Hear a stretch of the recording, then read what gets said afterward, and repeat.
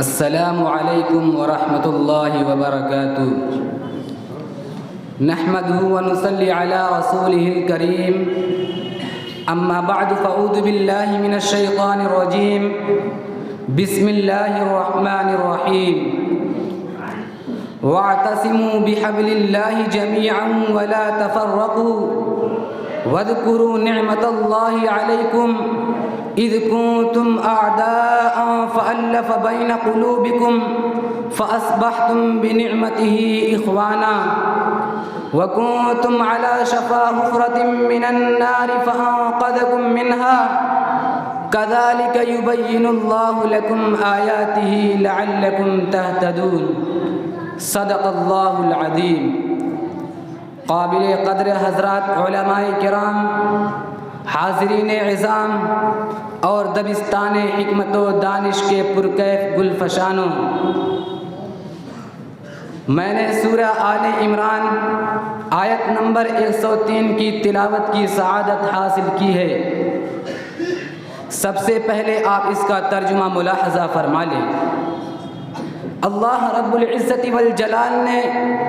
مسلمانوں کو مخاطب کرتے ہوئے ارشاد فرمایا کہ وَاعْتَصِمُوا بِحَبْلِ اللَّهِ جَمِيعًا وَلَا تَفَرَّقُوا، کہ اے مسلمانوں اللہ کی رسی سب مل کر مضبوط تھامے رہو اور باہم نا اتفاقی مت کرو۔ وَاذْكُرُوا نِعْمَةَ اللَّهِ عَلَيْكُمْ اِذْ كُنْتُمْ أَعْدَاءً فَأَلَّفَ بَيْنَ قُلُوبِكُمْ فَأَصْبَحْتُمْ بِنِعْمَتِهِ إِخْوَانًا، اور جو تم پر اللہ تعالیٰ کا انعام ہے اس کو یاد کرو، جبکہ باہم دشمن تھے تو اس نے تمہارے قلوب میں الفت و محبت ڈال دی، سو تم اس کے انعام سے آپس میں بھائی بھائی بن گئے۔ وَكُنْتُمْ عَلَى شَفَا حُفْرَةٍ مِّنَ النَّارِ فَأَنقَذَكُم مِّنْهَا، اور تم جہنم کے گڈھے کے کنارے پر تھے تو اس نے تمہیں اس سے بچا لیا۔ كَذَلِكَ يُبَيِّنُ اللَّهُ لَكُمْ آيَاتِهِ لَعَلَّكُمْ تَهْتَدُونَ، اسی طرح اللہ رب العزت تم لوگوں کے لیے اپنے حقائق کو واضح کر کے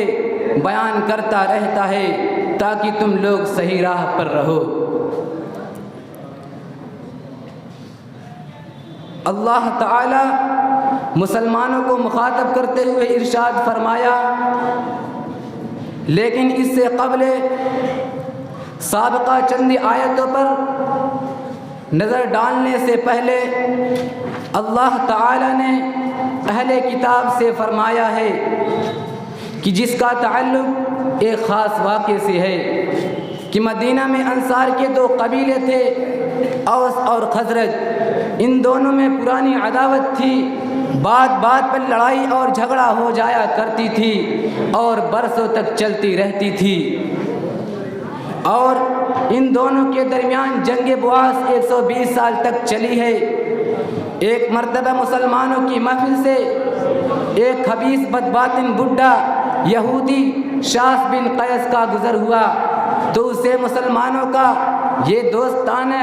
اور پاکیزہ ماحول بہت ناگوار گزرا، تو اس نے باتوں باتوں میں ان جاہلی لڑائیوں کا ذکر چھیڑ دیا، جس کی وجہ سے فضا گرم ہونے لگی اور جو دوستانہ اور پاکیزہ ماحول بنا ہوا تھا اس میں غیظ و غضب کی چنگاریاں اڑنے لگیں۔ ایسا لگ رہا تھا کہ اب پھر سے جنگ ٹھن جائے گی۔ یہ خبر نبی کریم صلی اللہ علیہ وسلم کے پاس پہنچی تو آپ صلی اللہ علیہ وسلم فوراً تشریف لائے۔ آپ کے آتے ہی شیطان وہاں سے بھاگ پڑا، غیظ و غضب کے شرارے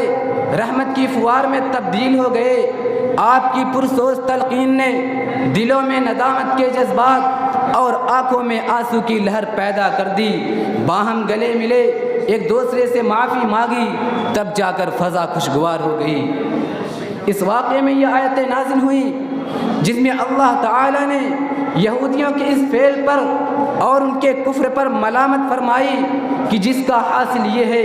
کہ ہونا تو یہ چاہیے تھا کہ وہ خود بھی مسلمان ہو جاتے، وہ خود بھی اسلام کی آغوش میں آ جاتے، لیکن وہ خود تو کفر کر کے گمراہ ہوئے ہی دوسروں کو بھی گمراہ کرنے کی کوشش اور فکر میں لگے رہتے ہیں۔ پھر اہل ایمان سے خطاب کیا گیا کہ اے ایمان والو اگر تم ان گمراہ اہل کتاب کی اطاعت و فرما برداری کرو گے تو یہ تمہارے ایمان کے بعد کفر کی طرف لوٹا دیں گے۔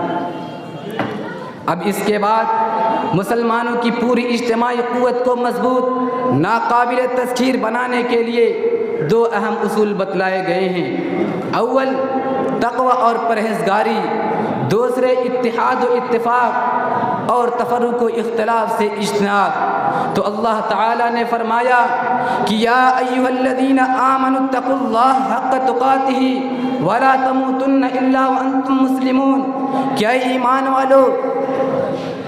ایمان والو اگر تم اللہ کی اطاعت کرو گے، اے ایمان والو اللہ سے ایسا ڈرو جیسا ڈرنے کا حق ہے، اور کامل ڈرنے کا مطلب یہی ہے کہ جس طرح تم شرک و کفر سے بچے ہو اسی طرح تمام گناہوں سے بچے رہو، اور بجز کامل اسلام کے کسی اور حالت پر جان نہ دینا، یعنی اسی کامل تقوی اور اسی کامل اسلام پر تا دم حیات قائم و دائم اور باقی رہنا۔ اور پھر فرمایا واعتصموا بحبل اللہ جمیعا، کہ اللہ کی رسی کو سب مل کر مضبوط تھامے رہو، اور اللہ کی رسی قرآن ہے۔ جیسا کہ حضرت عبداللہ ابن مسعود رضی اللہ تعالی عنہ نے حضور اکرم صلی اللہ علیہ وسلم کا ارشاد عالی ذکر فرمایا ہے کہ کتاب اللہ ہوا حبل اللہ الممدود من السماء الى الارض، اور علامہ جلال الدین سیوطی علیہ الرحمہ نے بحبل اللہ کی تفسیر بدین اللہ سے کی ہے۔ تو اللہ تعالیٰ نے فرمایا کہ اللہ کی رسی کو سب مل کر مضبوط تھامے رہو، یعنی قرآن کریم اور دین اسلام کو مضبوطی سے پکڑے رہو۔ جس طرح رسی کا پکڑ لینا انسان کو گرنے سے بچاتا ہے اور نیچے سے اوپر پہنچنے کا ذریعہ بن جاتا ہے، اسی طرح قرآن کریم اور دین اسلام کو مضبوطی سے پکڑ لینا بھی انسان کو خدا تک پہنچا دیتا ہے اور آگ میں گرنے سے بچاتا ہے۔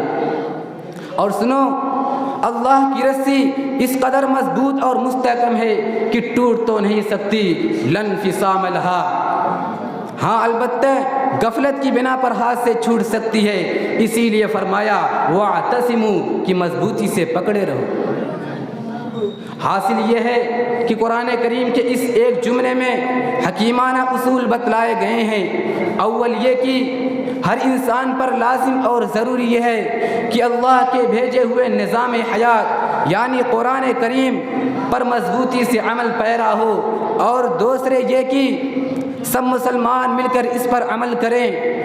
جس کا لازمی نتیجہ یہ ہے کہ سب مسلمان باہم متفق و متحد ہو جائیں اور پوری جماعت ایک جسم واحد بن جائے۔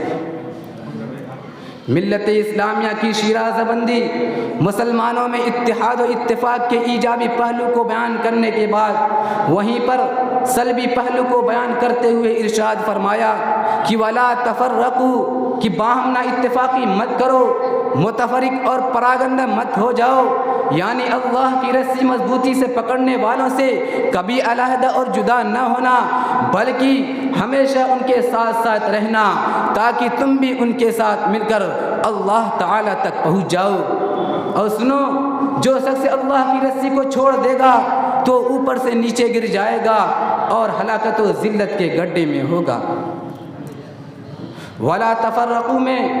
جو تفرق اور اختلاف کی مذمت اور ممانعت ہے، اس سے وہ اختلاف مراد ہے جو دین کے صریح اور واضح احکام میں محض نفسانیت کی بنا پر ہو۔ ہاں اگر غیر منصوص اور ظنی مسائل محض تحقیق حق یعنی حق کو تلاش کرنے کے لیے ہو تو ایسا اختلاف مسلمانوں کے لیے باعث رحمت و برکت ہے۔ جیسا کہ مسائل فرعیہ میں حضرات ائمہ اور فقہاء و مجتہدین کا اختلاف ہے تو یہ اختلاف اتحاد و اتفاق سے مانے نہیں ہے۔ صدیوں سے حنفیہ، شافعیہ،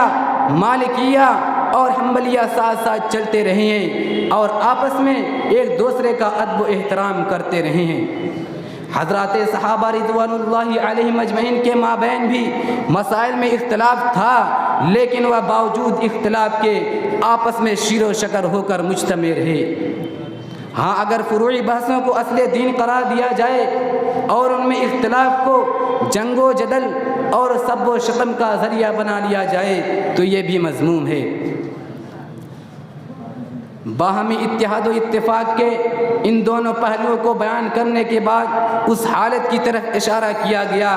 جس میں اسلام سے پہلے اہل عرب مبتلا تھے۔ قبائل کی باہمی عداوتیں، بات بات پر ان کی لڑائیاں، شب و روز کے کشت و خون کی بدولت قریب تھا کہ پوری عرب قوم نیست و نابود ہو جاتی، ہلاک و برباد ہو جاتی۔ اس آگ میں جل مرنے سے اگر کسی چیز نے بچایا تو وہ یہی نعمت اسلام تھی۔ چنانچہ ارشاد فرمایا گیا وَاذْكُرُوا نِعْمَةَ اللَّهِ عَلَيْكُمْ إِذْ كُنْتُمْ أَعْدَاءً فَأَلَّفَ بَيْنَ قُلُوبِكُمْ فَأَصْبَحْتُمْ بِنِعْمَتِهِ إِخْوَانًا وَكُنْتُمْ عَلَى شَفَا حُفْرَةٍ مِّنَ النَّارِ فَأَنقَذَكُم مِّنْهَا كَذَلِكَ يُبَيِّنُ اللَّهُ لَكُمْ آيَاتِهِ لَعَلَّكُمْ تَهْتَدُونَ۔ اللہ رب العزت والجلال نے نبی کریم صلی اللہ علیہ وسلم اور اسلام کی برکت سے صدیوں کی عداوتیں اور کینے ختم کر کے مدینہ کے اوس اور خزرج کو بلکہ عرب کے بدوؤں کو بھائی بھائی بنا دیا، اور انہوں نے اللہ کی رسی کو مضبوطی سے پکڑ کر اتحاد و اتفاق اور آپسی الفت و محبت کی ایسی مثال قائم کر دی کہ رہتی دنیا تک اس کی نظیر نہیں پیش کی جا سکتی۔ اب ہم دور حاضر کے مسلمانوں کی طرف نظر ڈالتے ہیں